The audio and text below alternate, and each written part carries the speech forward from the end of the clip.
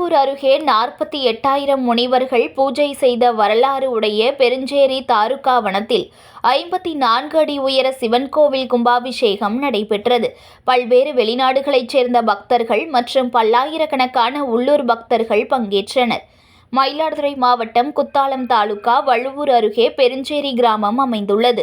புராண காலத்தில் தாருகாவனம் என்ற பெயரில் அழைக்கப்பட்ட இந்த இடத்தில் 48,000 ரிஷிகள் தவம் புரிந்து வந்தனர். அவர்களது செருக்கை அடக்க சிவபெருமான் மற்றும் விஷ்ணு இணைந்து நடத்திய திருவிளையாடலின் போது சிவனை அழிக்க பல்வேறு மிருகங்களை யாகம் மூலம் தோற்றுவித்து தாருகாவனத்து முனிவர்கள் ஏவினர். இதில் முக்கியமாக யானையை உரித்து சிவபெருமான் நடனமாடி ஆடையாக அணிந்து கொண்டார். அந்த இடம் அஷ்ட வீரட்ட தலங்களில் ஒன்றான வழுவூர் என்று அழைக்கப்படுகிறது. அந்த முனிவர்கள் வசித்த புகழ்பெற்ற தாருகாவனத்தில் 54 அடி உயரத்தில் புதிதாக சிவாலயம் நிர்மாணம் செய்யப்பட்டுள்ளது. தாருகாவனத்து சித்தர் பீடம் என்று அழைக்கப்படும் இந்த நவீன ஆலயத்தின் குடமுழக்கு விழா நடைபெற்றது.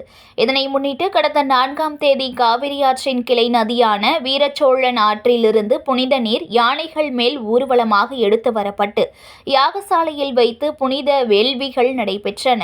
யாகசாலை பூஜைகள் நிறைவடைந்த நிலையில் மங்கள வாத்தியங்கள் மற்றும் சிவவாத்தியங்கள் முழங்க புனித நீர் ஊர்வலமாக எடுத்து வரப்பட்டு 54 அடி உயர சிவன் வடிவ ஆலயத்தின் மேல் புனித நீர் ஊற்றி கும்பாபிஷேகம் நடைபெற்றது. தொடர்ந்து மலர்கள் தூவி சுவாமிக்கு மகா அர்ச்சனை நடைபெற்றது. இதனையடுத்து மூலவர் ஒரே கல்லினால் செய்யப்பட்ட லிங்க திருமேனிக்கு மகா அபிஷேகம் செய்யப்பட்டது. பல்லாயிரக்கணக்கான பக்தர்கள் பங்கேற்ற நிகழ்ச்சியில் வெளிநாட்டிலிருந்து ஏராளமான பக்தர்கள் பங்கேற்று நமச்சிவாய மந்திரத்தை ஓதி வழிபாடு செய்தனர்.